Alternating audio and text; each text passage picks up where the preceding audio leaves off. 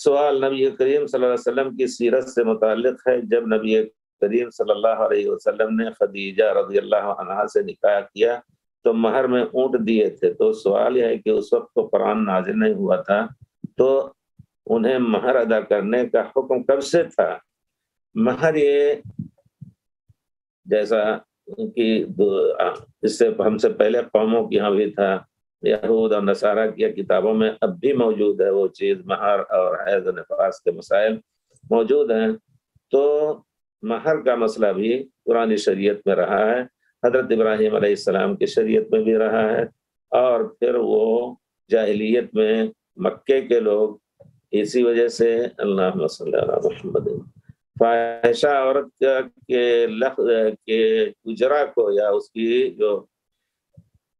کرایہ ہوتا ہے اس کو بھی مہر البغی کہا جاتا تھا جاہلیت میں بھی۔ مہر البغی یعنی وہ عورت جو غلط کام کرتی ہے پیسے لے کر کے اور پیسے کھا کر کے، تو اس کو بھی مہر کا نام دیا گیا۔ تو گویا مہر یہ چیز لوگوں کے درمیان مشہور تھی، اور مہر بھی تھی، خطبہ بھی کچھ نہ کچھ کرتے دیتے تھے۔ حضرت عبد المطلب نے پیارے رسول صلی اللہ علیہ وسلم کے لیے خطبہ پڑھا، ایسا کہ روایتوں میں آتا ہے۔ بہرحال تو یہ کوئی نئی چیز نہیں ہے کہ آپ کہیں کہ نئی شریعت تو بعد میں نازل ہوئی ہے، پہلی شریعتوں میں یہ چیز تھی، اور جاہلیت کے زمانے میں یعنی اسلام سے پہلے پیارے رسول صلی اللہ علیہ وسلم کی جو شادی ہوئی تو پاک طریقے سے جو مہر اور جو دینا حق ہوتا ہے ایک، وہ حق دے کر کے اونٹ کی شکل میں آپ نے ان کو مہر دیا۔